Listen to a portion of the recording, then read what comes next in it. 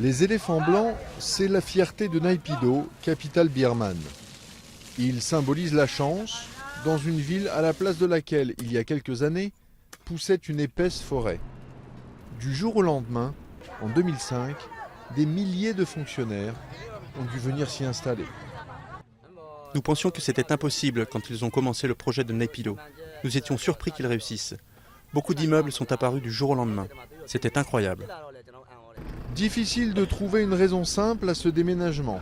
Un mélange de foi en l'astrologie, de volonté de se protéger contre une agression et d'influence des dynasties birmanes dont beaucoup ont fondé leur propre capitale.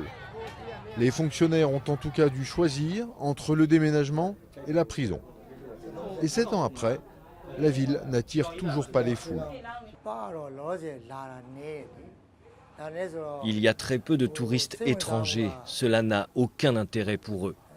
Mais les locaux, eux, s'y intéressent parce que c'est nouveau.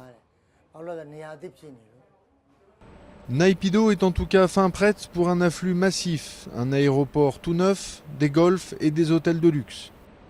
Mais la police de la circulation n'est pas débordée. Cette avenue à 20 voies mène au Parlement, mais les députés sont emmenés en bus et sont les seuls à l'utiliser. Et le très jeune Parlement reste hors d'accès pour la population. Une réplique de la pagode Shwedagon, le plus bel édifice religieux de Rangoon, a été construite pour séduire les touristes. Ils peuvent aussi visiter le zoo, avec tigres, lions blancs et même des manchots sous climatisation. Les gens devraient visiter Naypyidaw. À Rangoon, il y a beaucoup de choses, mais c'est bruyant et poussiéreux. Naypyidaw est plus agréable.